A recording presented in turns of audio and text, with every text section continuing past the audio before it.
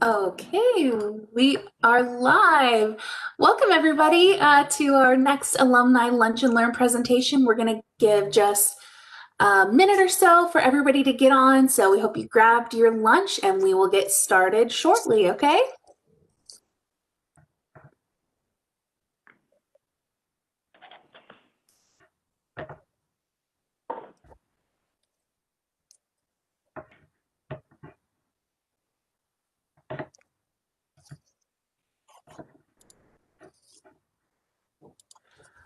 Okay, I think we'll go ahead and get started. Welcome to our last NCTC Alumni Lunch and Learn of the semester before the holidays. We're really grateful that you all have joined us for this series. It's been a really fun one to put together and to have so many great guests. So thank you again for joining us today. To introduce our guest and our topic for today's segment, I will let Michelle Harvey take the stage. Hi, everyone. Thank you for joining us during your lunch break. As Elizabeth mentioned, my name is Michelle Harvey, and I'm the Development Coordinator here at NCTC. Before I introduce our presenter for today, I wanted to share more about the Alumni Association here at NCTC. For anyone that has ever attended NCTC, even if you did not graduate with a degree or certificate, you have the opportunity to join the Alumni Association, and your first year is free. You have the opportunity to receive special invitations of events on campus once we're able to do those again, access to the NCTC library, discounted tickets to NCTC musical and theater productions, guidance from our career services, and you will receive an NCTC alumni t-shirt. You could join by signing up on our website at nctc.edu/alumni. We are looking forward to connecting with you all. Now I would like to introduce our presenter for today. Joining us is the CEO of First State Bank, Ryan Morris. Ryan is a fifth-generation banker. After receiving his BBA in accounting and finance from Baylor University, Ryan continued his education at University of Pennsylvania, Wharton School, where he received his MBA. Ryan's education, work experience, and family banking history provides him with significant knowledge in the commercial banking industry. And now I want to go ahead and give the virtual floor to Ryan. Thank you, Michelle. I appreciate that very much. Let me work on sharing my presentation here. Okay, is it up? Can we see? Yep. You're good to go. Okay, I'm getting head nods. That's great. So thank you so much for hosting me today and giving me the opportunity to talk to the NCTC alumni. I'm not going to spend a lot of time on my background. I've already been introduced, but I would like to say some things that are not in my bio. I am the president of the NCTC Foundation. So we are the scholarship and grant arm, the not-for-profit scholarship and grant arm of NCTC.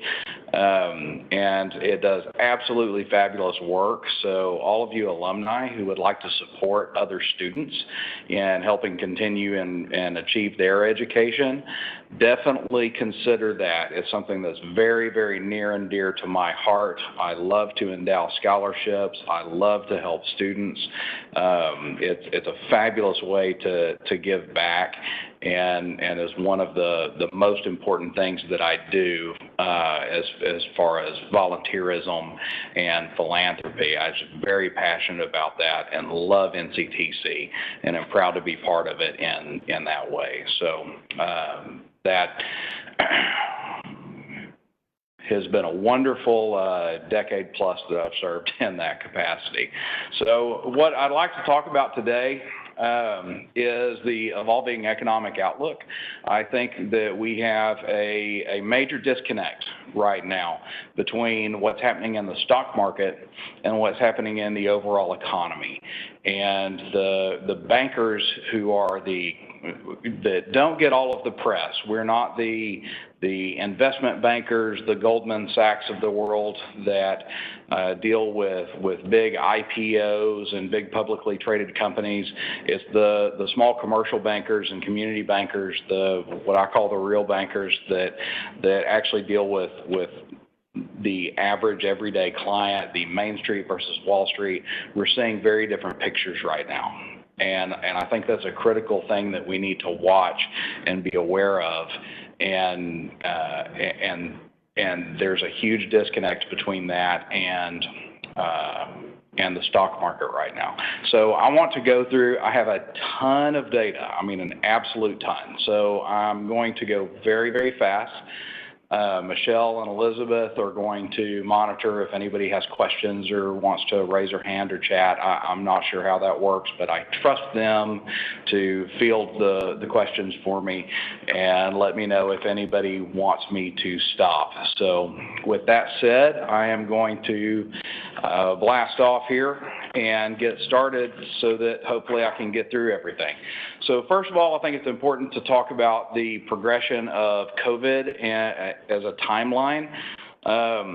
It's hard to believe that it's been less than a year since all of that started, because it feels like we've been living in a pandemic for 10 years now. But really, when you look at this chart, it's pretty staggering to see how significantly it has progressed in the U.S. Something that I think that is really important is how it affected the economy as well, not just the health of the nation, but the economy. And from a banking perspective, when you look from April through June, this was a really important time period because April was the beginning of the PPP program with the SBA. It is a loan that was administered through banks. So the SBA is taking a lot of credit for it, but the banks are actually the ones that received the applications, made the loans, injected the capital into the economy, and still have not been, in most cases, paid back by the SBA. So we had between April and June 25th, roughly, end of June, the PPP program closed, and that was roughly $500 billion in PPP funds that were injected into the economy to try and keep businesses open, keep people employed. That number is significant for two reasons. Number one, it's a huge number to inject, and number two, it actually is not the entire amount of the funds that were approved by Congress for PPP. There's roughly $170 billion left that were approved and unspent in PPP because the rules continued to change after the program was approved, and a lot of people backed away from it and actually decided to lay people off instead of keep people employed because of the new rules that continued to be introduced even after the money was funded. And we had a lot of borrowers throughout the nation that actually paid loans off and said, you know what, this is not worth the potential risk to me. So there's hundreds of billions of dollars still available in the PPP should they decide to open the program back up that could get injected to the economy in the future. And it very well may be needed, and we'll see that here in the next few slides. So this is the change in GDP. And I think this is important, and I'm going to refer back to this several times throughout the slides show, looking back at the 2008 recession compared to the COVID recession, which is how I'm going to phrase it. So you'll notice that in 2008, GDP took a really, really big hit. It actually dropped 8% in 2008. And then with COVID, it dropped 31% in an incredibly short amount of time. So not only did it drop faster, but it dropped more than 3 times as far in a shorter time frame. Now, it has also recovered 31% since then. Now, this is a percent change chart, though. This is not an absolute GDP chart. So I'm going to let you all do the math, but if you drop 30% and then rise 30%, you are not back to the pre-drop level. So we are not anywhere close to where we were prior to COVID. We've got a long way to go for GDP to fully recover to pre-COVID levels. Unemployment rates. So I think this is a great chart. It shows that in 2008, the increase from just under 5% to over 9%, right at 9%, I guess, here, almost 10, post-recession. Now, this gray bar is the actual 2008 recession from when mortgages crashed and real estate crashed nationwide. Notice, however, that unemployment continued to increase throughout the entire recession and actually peaked, unemployment peaked after GDP started to rise again. So it was after we had exited the recession when unemployment actually peaked. Now, where are we today? So we actually have had a much higher unemployment spike. Hopefully that is temporary, and we're definitely dropping. But as you saw the GDP numbers, when you fall 30 and then rise 30, we're nowhere near where we were pre-COVID. So where this number goes next is a huge question mark to me. Because even after, as we saw in 2008, even after the recovery, unemployment continued to rise. So there's a huge question on this slide for me as to what is the new, I would say, long-term or permanent unemployment rate. How long is it going to take us to get back to the 5% where we were, or 4%, or 3.8%, I believe was the number here pre-COVID? Because we were at more than full employment pre-COVID. So where we go from here is going to be a huge question mark. DFW unemployment trend, not going to spend a lot of time on this, so it is very similar to the national trend. It was not as high as the nation. DFW is doing a great job of keeping people employed, and we do have a tremendous growing economy, a lot of businesses moving to Texas, so that has helped buoy our unemployment. But the sectors that are being hurt nationally are still the sectors that are being hurt in DFW. So travel, entertainment, food and beverage services, those are still being hurt even in Dallas, and that's where a lot of the unemployment is coming from. So change in unemployment, I felt that this was important to look and stratify it. So we actually, so we've got, when you look at by wage level, and it shows the disparate impact on low income versus higher wage earners.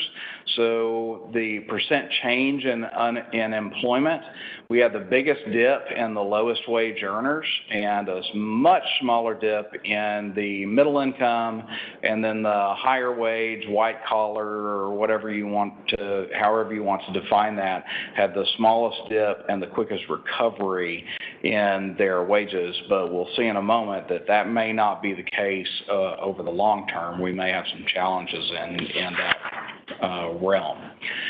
Something else that's I believe is vastly underreported is underemployment.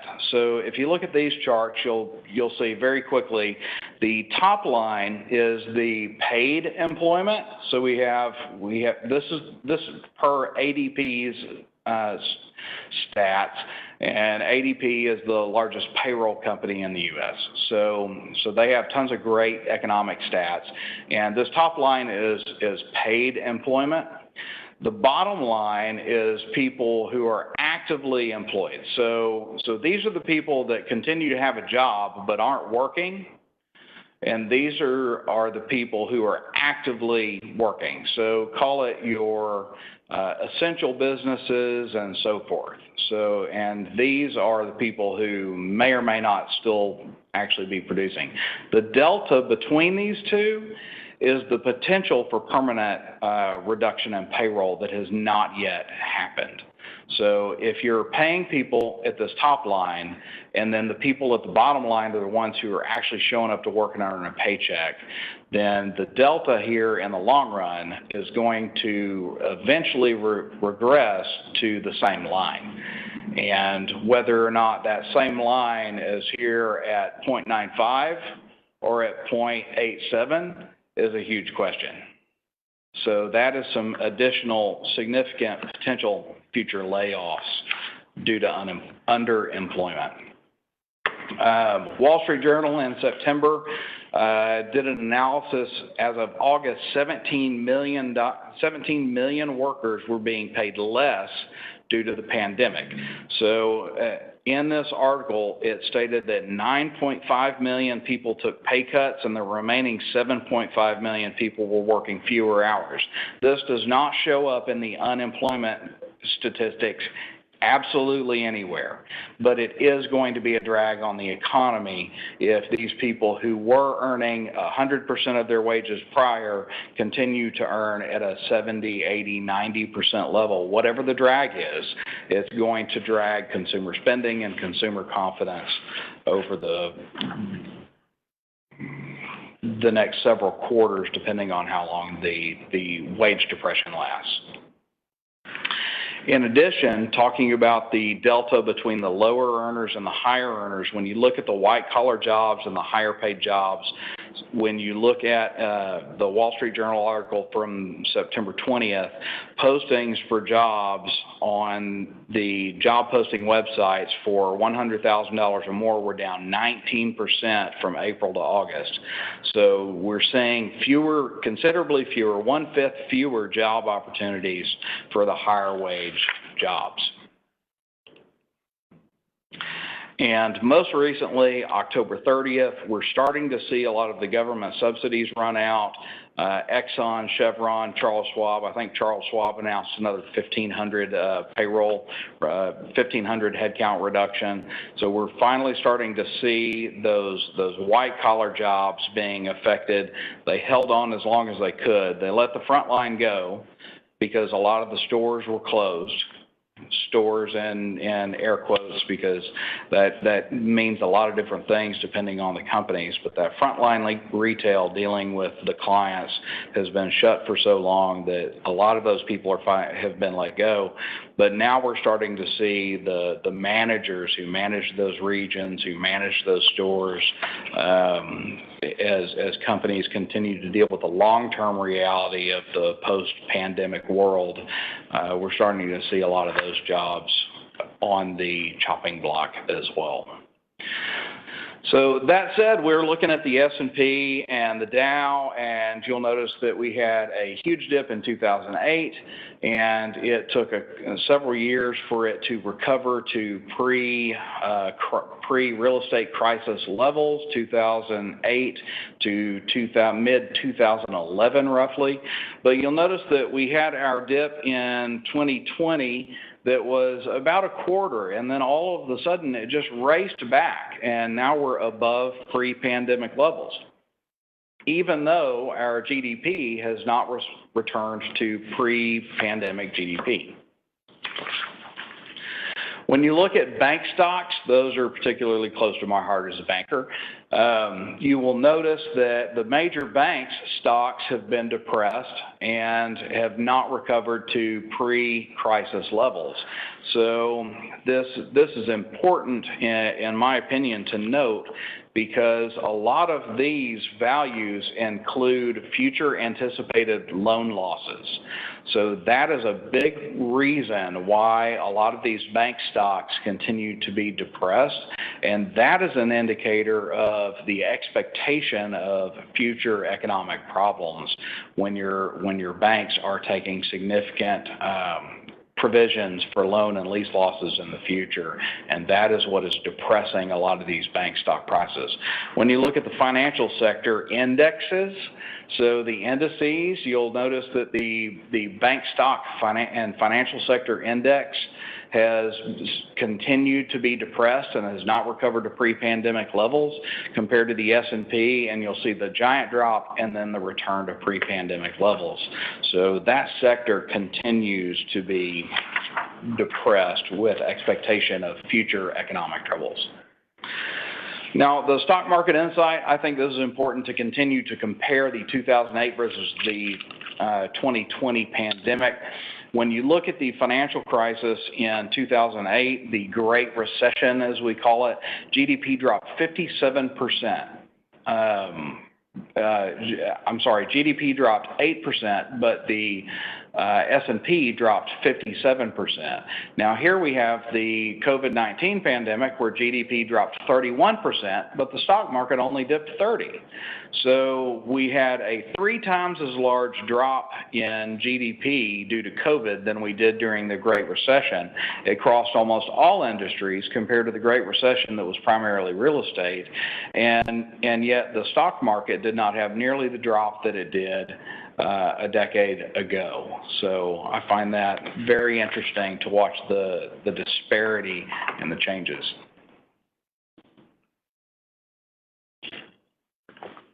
Again, I'm going through these very, very fast. So Elizabeth, Michelle, stop me if anybody has any questions and wants me to dip into something a little bit more. So hotels, travel, and leisure are major components of employment in the U.S. and a big part of our economy, and they were amongst the hardest hit in this, obviously. So when you look at hotel occupancy rates, in 2019, great chart because it directly compares occupancy rates 2019 to 2020, and you'll notice that even as we continue to recover through August, the hotel occupancy rate was still only at 48.8% compared to 71.4%. There are obviously some seasonal changes in hotel occupancy rates.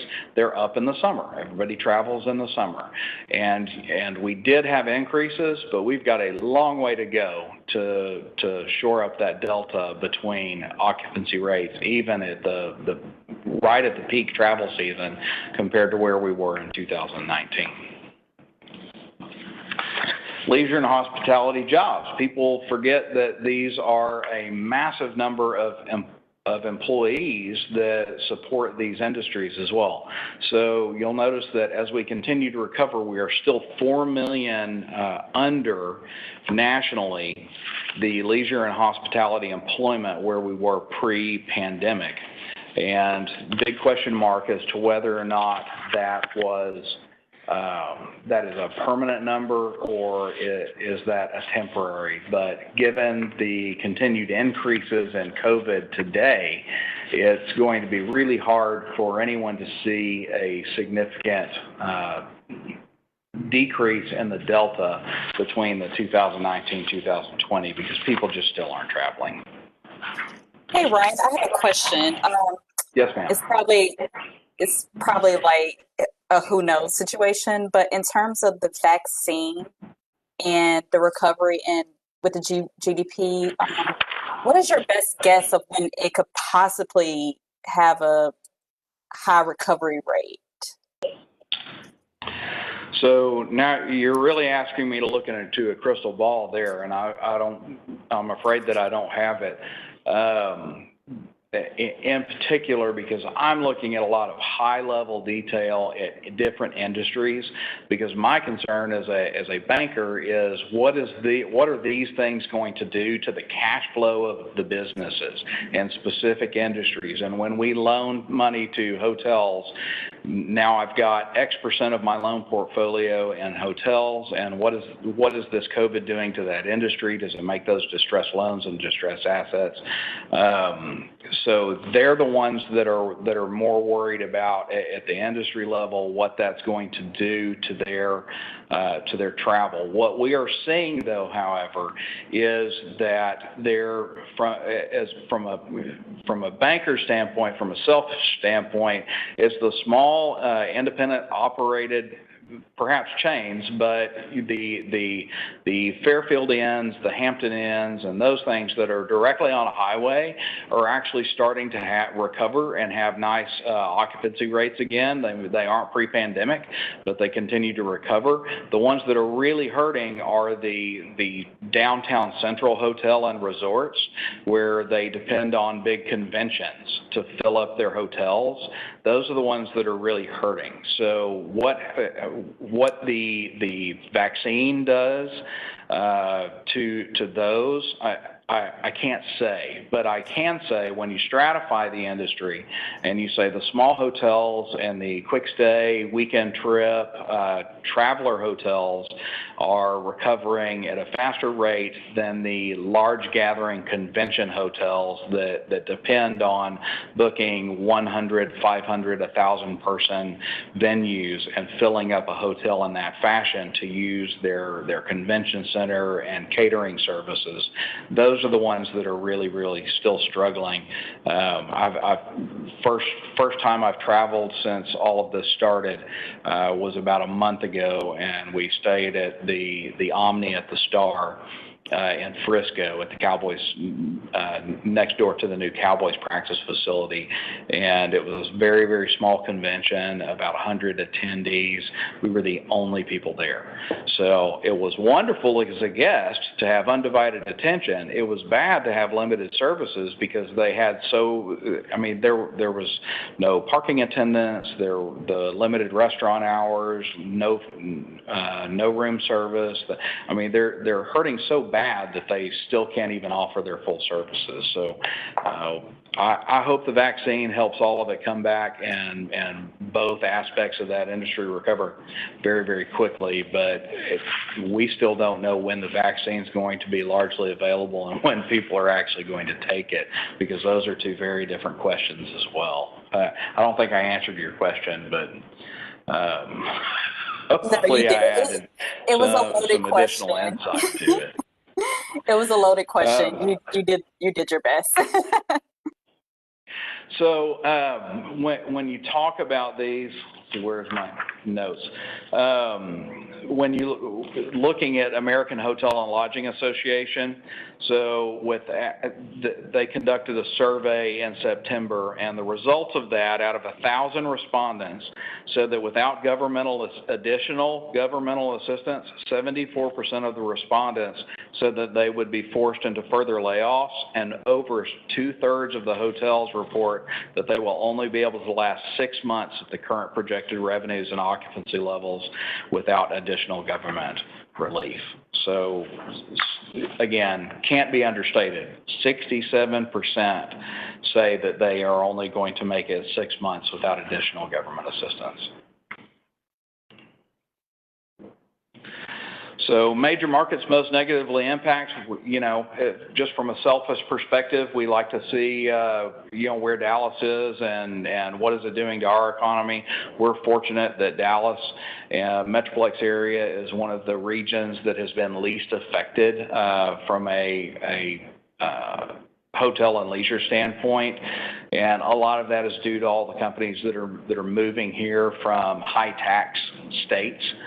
So that's good, but you can see that we've had a lot of the places that are very tourism driven have had massive negative impacts due to COVID. Hawaii, Miami, Florida, so forth.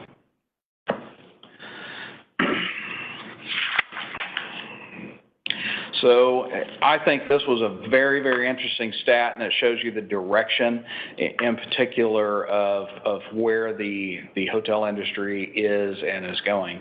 So in 2019, the percent of hotel rooms that were booked 2 weeks in advance, so this is not just weekend spur of the moment travelers, these are the travelers who booked in advance, and this is for Labor Day, so we're talking about September, fairly recent numbers, when the numbers were actually down before this is before the latest surge. So in 2019, 41% of all rooms were pre-booked 2 weeks in advance prior to Labor Day, and in 2020, 14% of rooms were pre-booked before Labor Day. So massive drop in the number of bookings.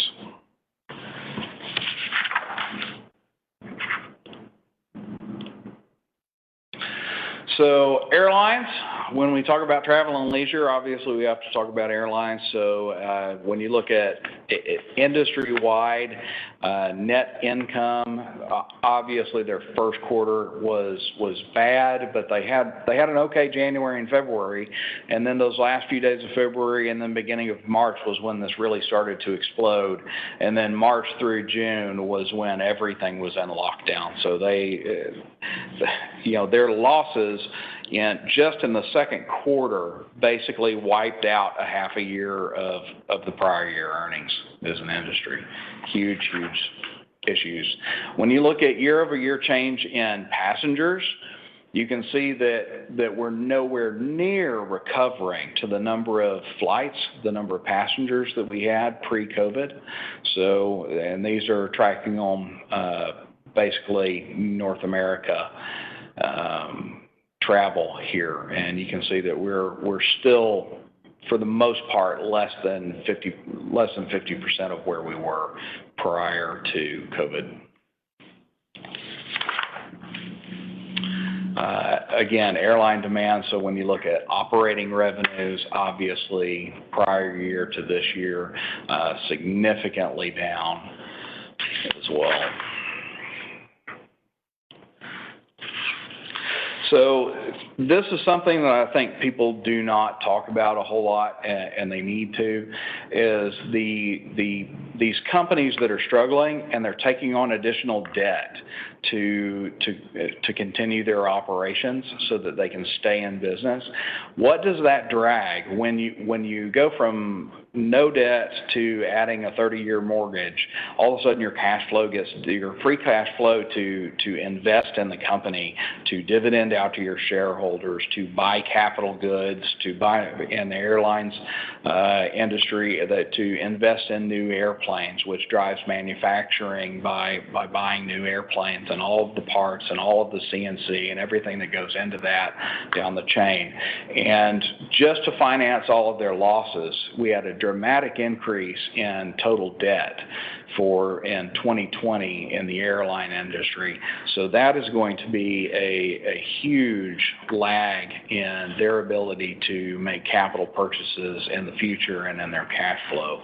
Now, and this is not just this is looking specifically at the airline industry, but this is an economy-wide issue that I don't think a lot of people are actually talking about.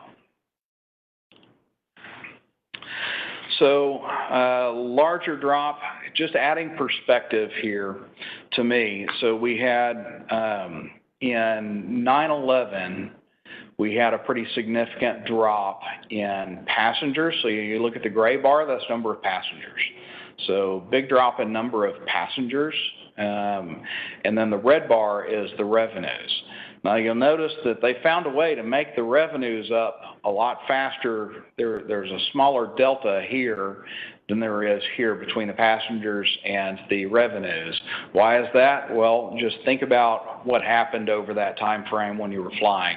You suddenly had more baggage fees, you had more cancellation fees, you had tons of fees that were added, a lot of services that were removed. You do not have meals included on your flights anymore. They bring a cart and they sell everything now. So they made up the operating revenue, but it took a lot of years to make back the passenger miles from that. And we've had a much larger drop here than we ever did before. So it took 7 years to recover from 2008 to recover the number of passenger volume, and there's no telling how long this is going to take, because in 2008, we didn't have Zoom jump in and take the place of in-person meetings or WebEx or Microsoft Teams. So it's going to be very critical to us in our economy and the travel and leisure segment in particular as to how this recovers. So looking at oil demand is obviously a big issue. Oil demand in April actually went negative cost per barrel in the West Texas Intermediate. So Brent crude didn't drop that much, but we actually had we were having so much oil delivered and so little demand that there was no storage for the oil. So all of a sudden, this is you'll notice dollars per barrel, it actually went negative. People had to pay someone to store the oil because they had no place to store the oil because there were no planes in the air, nobody was traveling. This was right at the peak of the pandemic hysteria. Of course, we have way more cases now and more people traveling. So I don't think we're going to see this happen again. It was obviously a blip, but we've got a long way to go to recover in oil prices. Can we recover in oil prices? So interestingly, BP, British Petroleum, has released a report, and they feel that oil demand is not that far away from maximizing. And these are their projections due to alternative energy sources and general travel demands and so forth. So these were their projections for price of oil due to globally decreasing demand over time, and which is not rosy for our area, obviously, because Texas, although we have become less oil dependent, still has oil as a significant portion of the economy. So I'm hoping for the business as usual or better for the economy here locally and for all of our clients, but that was not a good projection from BP on future oil demand. Let's talk about restaurants. So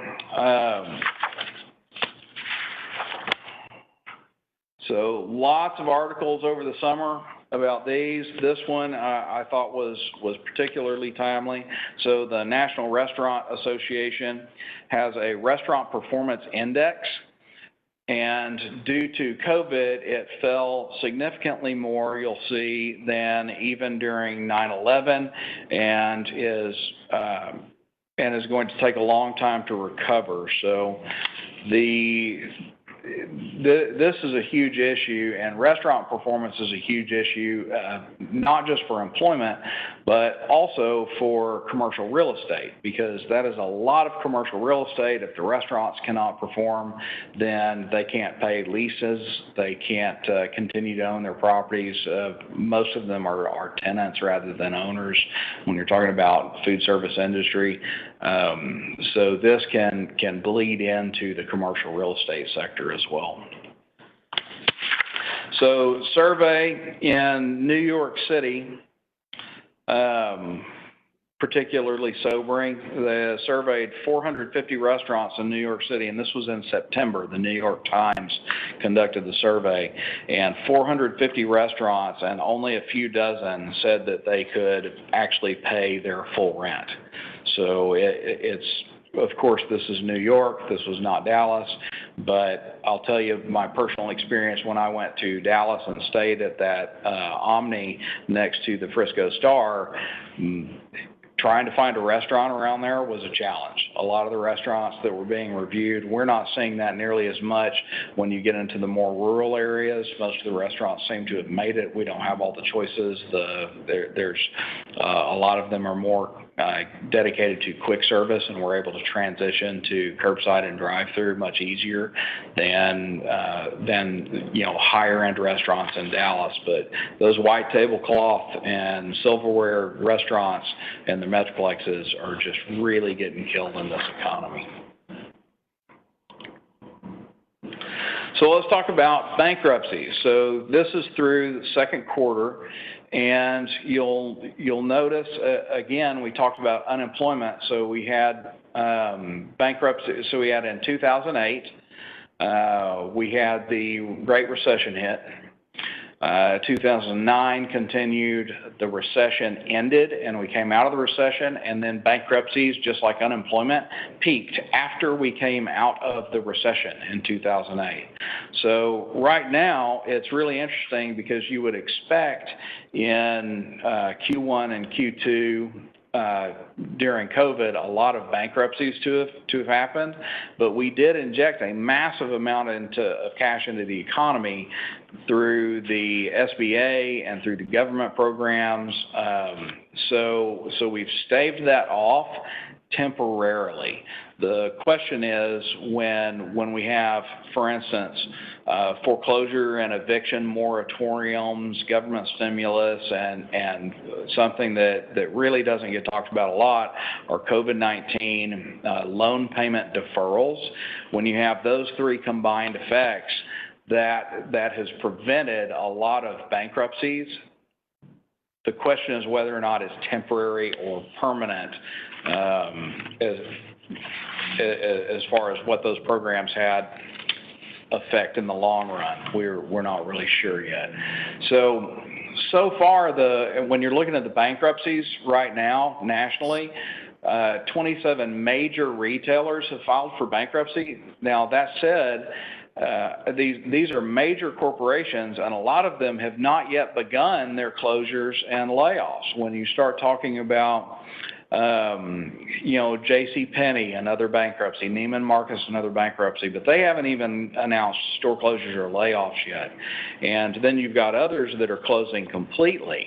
So it takes time in these big corporate bankruptcies for those to work through, and these have not yet shown up in our unemployment numbers.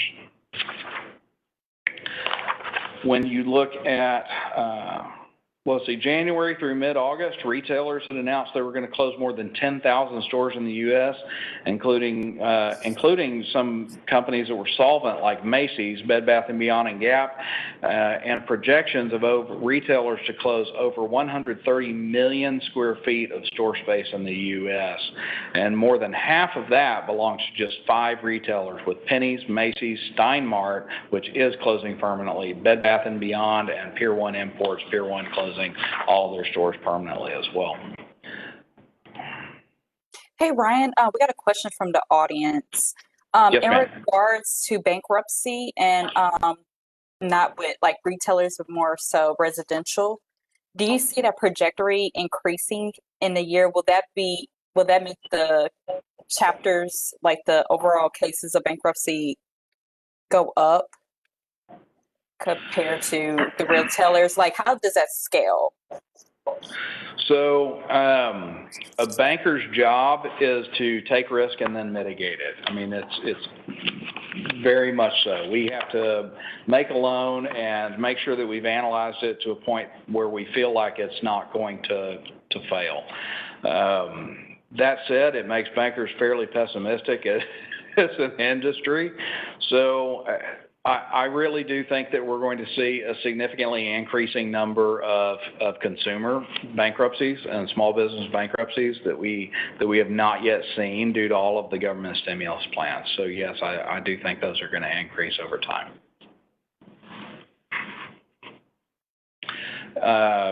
New York Times article, again, supporting that, basically saying that experts are projecting bankruptcies to once they start. And I had originally believed that they were going to start in late November, early December, when we were talking about when I was starting all of this research in July and August. I think that's too early. I think we're going to see more, but I think the waves of them are going to probably come in late Q1 to Q2. And a lot of that comes from the additional analysis that I did on how long it takes a company to declare bankruptcy. So when you look at the 2008 bankruptcies and how long it took for them to happen, even after the economy crashed and started to recover, a lot of that is due to companies that they spend all of their liquidity first, they max out on their debt, they spend all their capital, and then they have nowhere else to go, and then they file bankruptcy. And it just takes a long time to burn through all of those sources of funds before you get to the end of the line, unfortunately. So I don't think we've seen the end of the bankruptcies, no.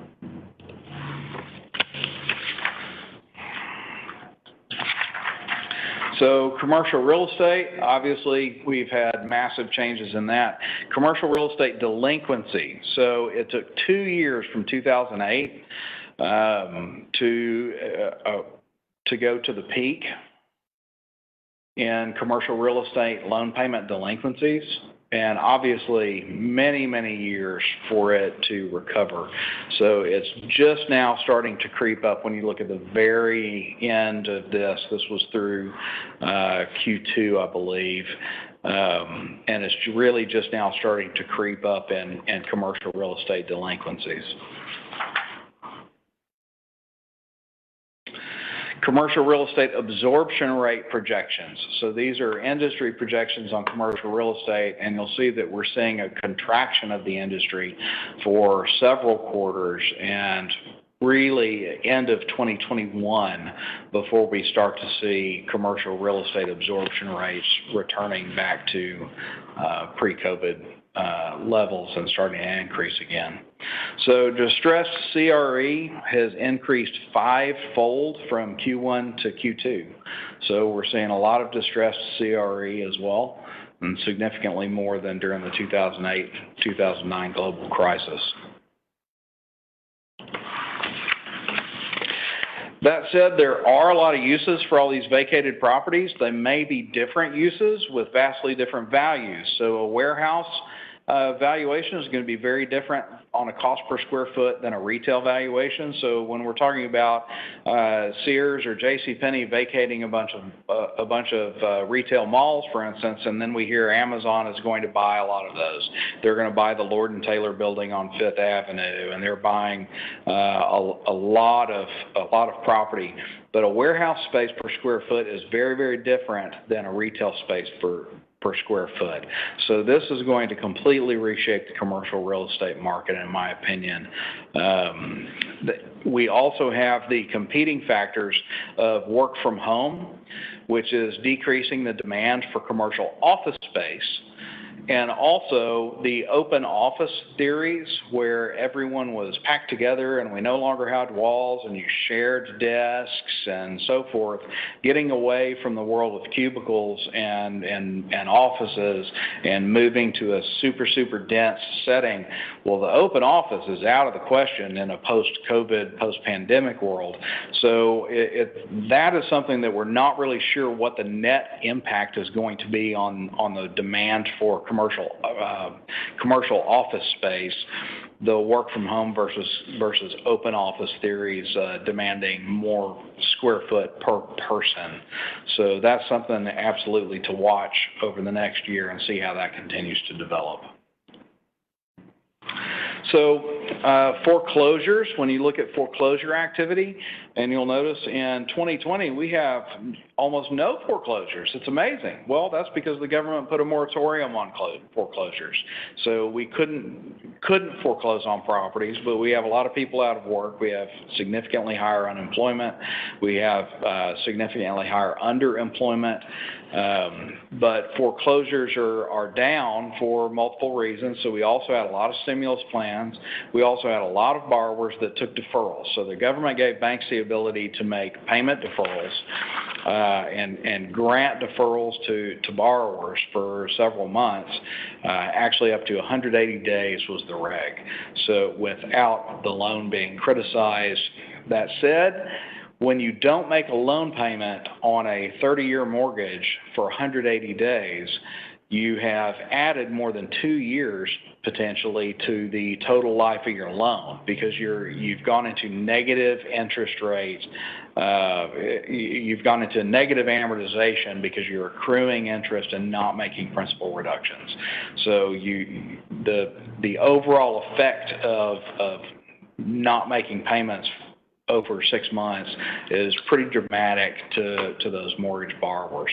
But if you can't foreclose on them, then they also don't have any incentive to make the payments, which continues to make people fall behind. So foreclosure activity first half of the year really, really low, but we can expect that as moratoriums expire and the government money starts to run out for those to start to increase. So Deloitte & Touche research in September supports my instinct. Their delinquency projections are significantly above where we are today. So they're expecting much higher level of unemployment and delinquencies in their forecasts. So ADAM does a lot of great residential foreclosure projections as well, and they're showing significantly higher foreclosure projections in their forecasting as well. Of course, they have a best case, worst case, and I suppose a neutral, but even their neutral you can see is roughly 3 times the bottom. So significantly higher. RSI is Residential Strategies, Inc. I may actually get through all of this in an hour. So you can see that they do some terrific work, especially in the DFW Metroplex, and you can see where we have these quarterly housing starts and annual starts, so you can see the long-term trend.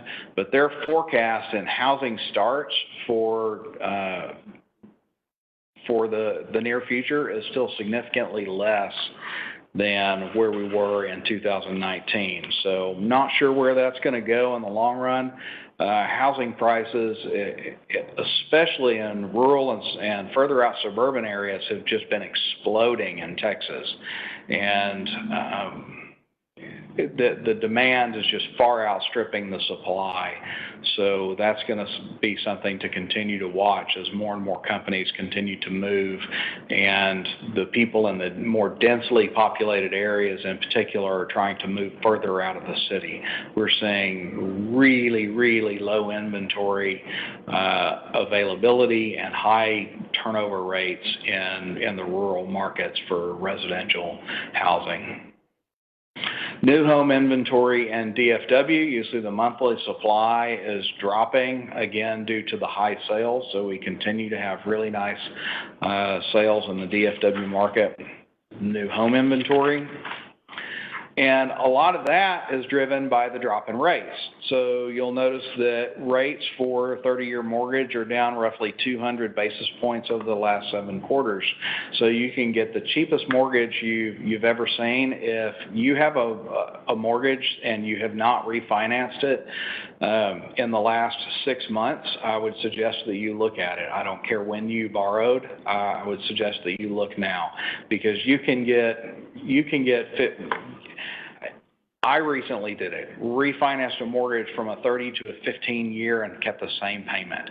The rates are so low right now that you can cut your amortization dramatically and keep the same payment. So if you haven't done that, do it. That's helped propping up a lot of banks right now, because it does help their fee income when we make those residential mortgages. But it is a wonderful, wonderful economic benefit to the borrowers who want to increase their cash flow and also speed up. Basically, the largest single asset that most people own is their home. And if you can accelerate the amortization on that dramatically without hurting your cash flow, you absolutely should. Far be it from a banker like me to say don't borrow, but I do think that is always my recommendation, is pay it off as fast as you possibly can and try to live debt free whenever possible. But we're seeing rates well below 3%, and we're just not going to see that maybe ever in our lifetime. And I don't know how long they're going to last. A lot of bankers are projecting that these rates may last 2 or 3 years. I don't think they can go any lower. I don't think we're going to be like Japan and go to negative interest rates.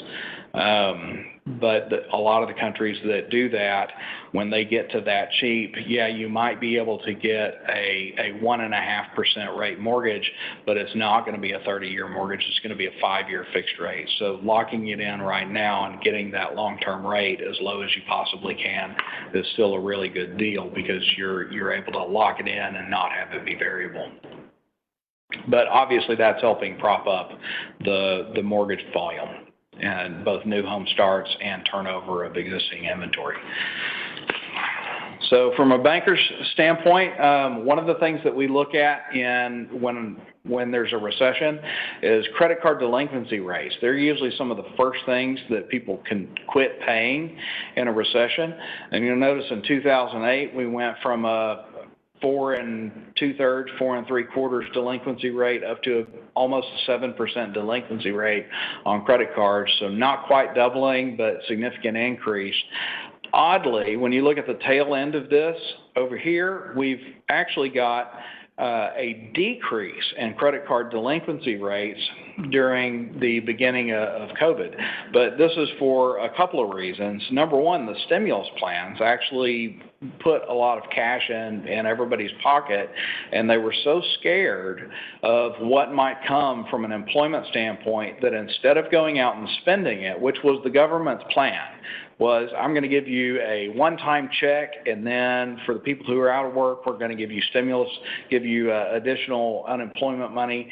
And they were wanting people to go spend it. They did the exact opposite with that. They actually paid off all of their debt, which is counterintuitive to what we've seen them all do in the past as a nation. Usually when the economy is bad, people live off of their credit cards. This time they got a big gift from the government, so they used it to pay off their credit cards rather than spending because they were concerned about their future earnings and ability to maintain their job over the long run. So very interesting change in behavior.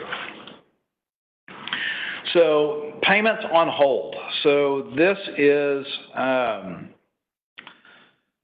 something that is very interesting. So after the, looking at the credit card delinquency rates, another thing that could be influencing that number down are the COVID-19 deferrals. So those have expired now finally. Those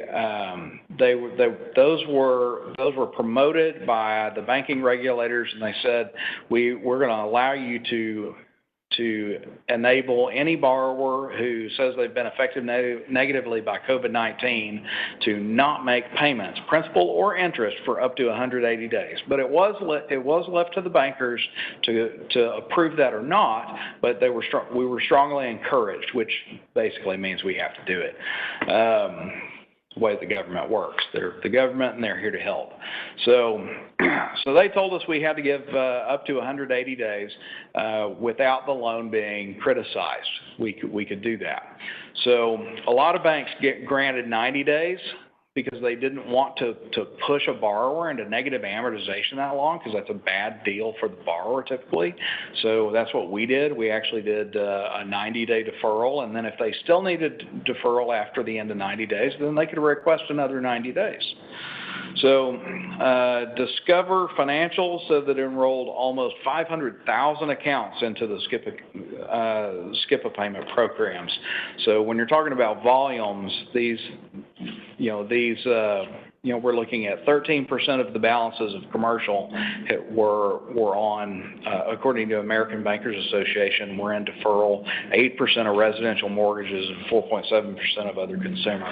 So anecdotally, I talked to a lot of other bankers, and we were on a conference call late summer, and they did an informal poll of the bankers, the other bank CEOs who were on the call, and a quarter of the bankers said that they had more than 25% of their total loan balances in COVID-19 deferral status, i.e. borrowers not making payments.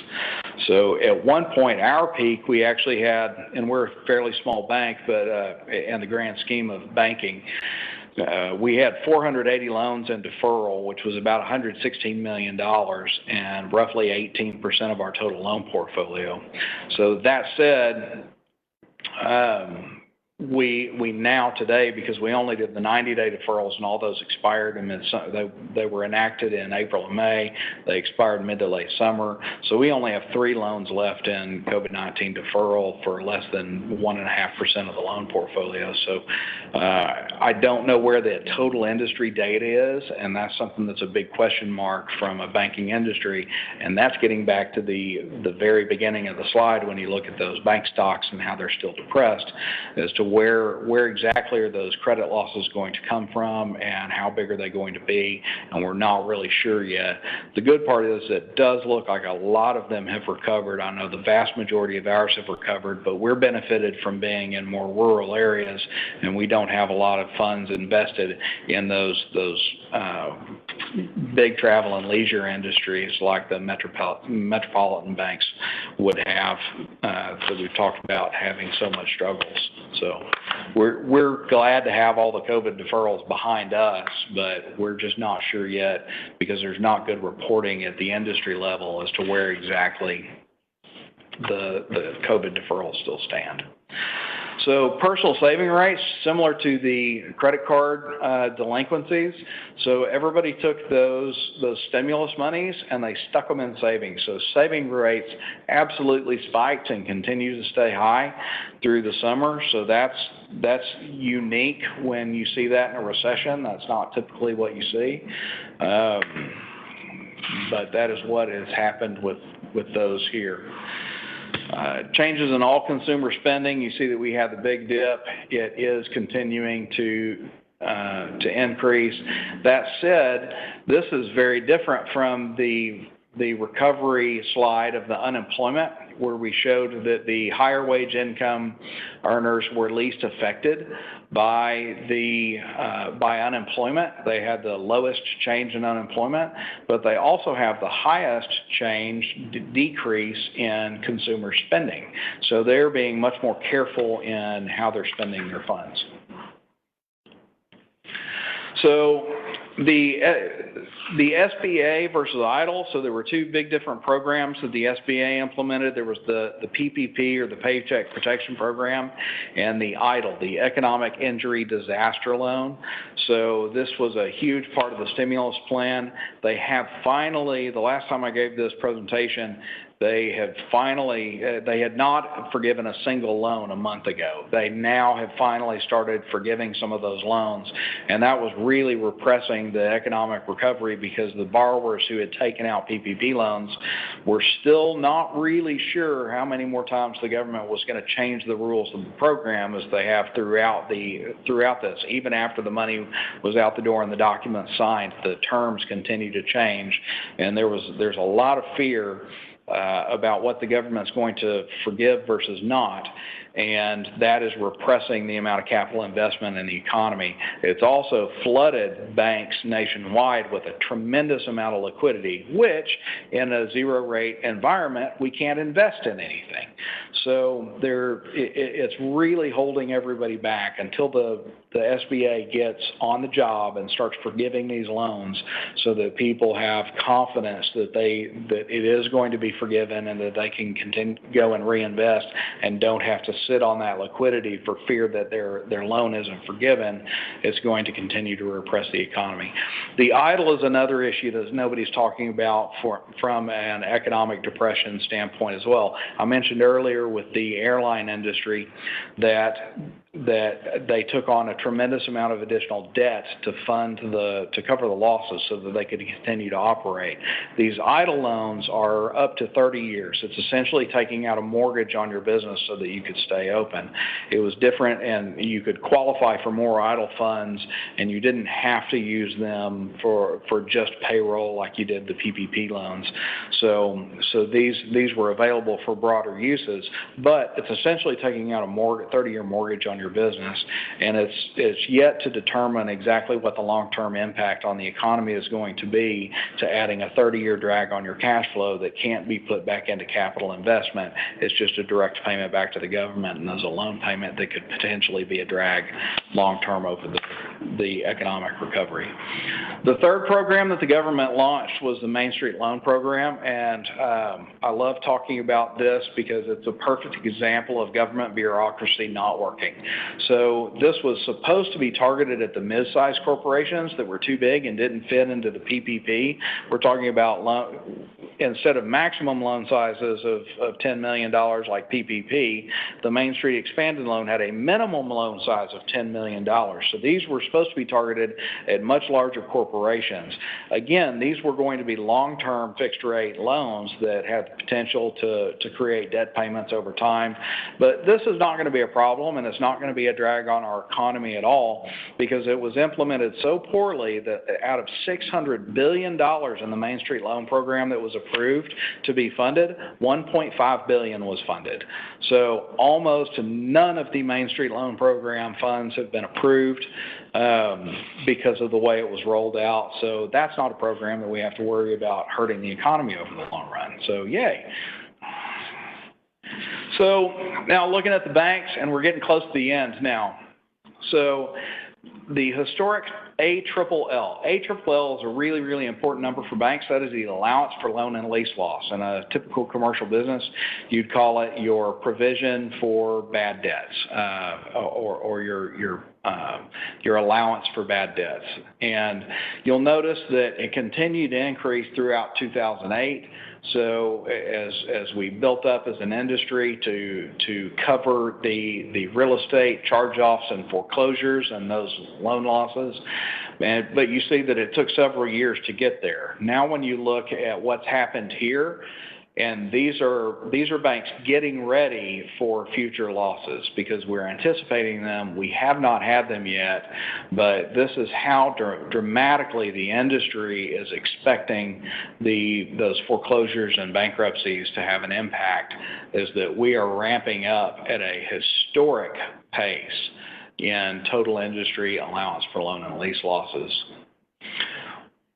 Now, you'll notice that there's typically an inverse correlation between the Dow Jones and the ALLL. If banks are saying the economy's terrible, we need to ramp up our ALLL, it's because the economy's terrible and the Dow is tanking. Well, we've got the exact opposite here. We've got the Dow recovering to record levels and banks still provisioning at record levels. So this is where I'm getting to the disconnect between the Dow and the overall stock market versus the rest of the economy, a Main Street versus Wall Street issue. So 2005 to current second quarter, so you can see that we've had some pretty significant changes, and you see when we had charge-offs, these are our actual loan losses, the orange line here. You can see that our provision is our annual expense, and then the ALLL is the balance sheet asset. That's that contra asset that's your reserve for them. You can see that we had to really ramp up as an industry, big charge-offs. We haven't had any charge-offs yet, but we're provisioning and increasing our allowance like crazy. Why? Loan deferrals, foreclosure moratoriums. So everything's, we can't charge anything off if we've been prevented from pursuing any of the loans that aren't making payments, basically, or if they've been granted COVID deferrals. So all of this orange line, that's going to spike next year.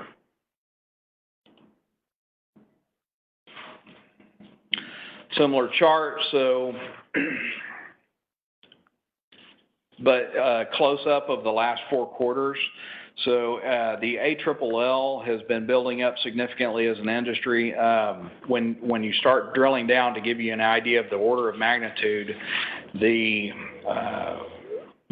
3 largest banks from last year Q4 to Q1 this year increased, just those 3 banks, their provision for loan loss from $3 billion to $28 billion. That was the difference between Q4 to Q1. So almost a 10-fold increase in their provision just in those 3 banks. And the rest of the industry is seeing that as well. That said, I don't have this updated with Q3, I don't believe, but Q3, it seems like the industry feels like, again, the payment deferrals are expiring. People are starting to make payments again. We're starting to get our hands around what the losses may be, and provisions did drop pretty dramatically in Q3. So it seems like the industry feels like we're ahead of it right now, and maybe they won't be quite as bad as we were originally anticipating. So again, showing the difference between between the stock market and the provisions, and it just doesn't seem to add up as provisions continue to ramp up, and yet the stock market continues to accelerate. So non-current loan rates and charge-offs, again, we haven't seen that increase yet, but a lot of that is the deferrals. So we'll continue to watch that on a quarterly basis.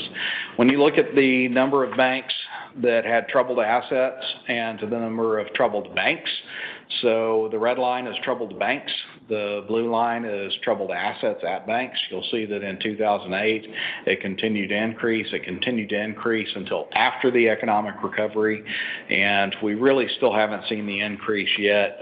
So me as a banker and our bank being in good shape, I'm expecting there to be some acquisition opportunities in the next year or so. So probably not great for the industry, but hopefully good for us, and see what we can make of it. So that said, man, an hour and 10 minutes. I was really hoping to get it done in an hour. I apologize for keeping you guys long. If there are any questions, I would be happy to answer. I know I went through a ridiculous amount of data really, really fast, but I hope it gave you a good perspective from what we commercial bankers are seeing throughout the general economy, that may be a little bit of a disconnect between the overall economy and what we're seeing in the stock market right now. Well, I was trying to get myself off mute. Well, we greatly appreciate it, Ryan. I'm looking at the questions from the audience. You answered every question. It was definitely a great insight, especially with the mortgage. That's good to know as I'm thinking about buying a house. Yeah. It was very interesting. Yes. Get on it. Yes. All righty. Well, we're going to go ahead and wrap this up. Again, we appreciate Ryan for joining us today. Very great information, especially in this time. I know this is what's crossing a lot of people's minds about what to do with consumer banking and what's going on with the economy. And this is very insightful, and hopefully it does recover faster than we think. Our hope. That's certainly my hope, but I'll say this as closing remarks: fortunes are made in the downturn. So these are your opportunities for value buys and for investing in assets that are artificially depressed. So this is a terrific opportunity to invest. It's bad on the side of the people who are struggling, but at the same time, for those of you that have been wondering when do I invest, this may be a terrific opportunity for commercial real estate or some of those other assets that are struggling right now. But eventually they're going to recover. So the fortunes are made in the downturn. That's what we've always said in the banking industry. So there are tremendous opportunities in addition to the troubles that we're seeing right now. So look at it at the glass half full side, and we'll see where we go. Sounds good. Well, again, thank you, Ryan, for joining us. And thank you, everyone that has been tuning in to our Lunch and Learns since June. Hard to believe it's almost December. We have more coming in the next semester. We hope everyone has a great Christmas break and a safe Christmas break, as well as safe Thanksgiving as well. So we're going to be wrapping up, and stay tuned for next semester. More Lunch and Learns to come to you. Thank you. Thank you.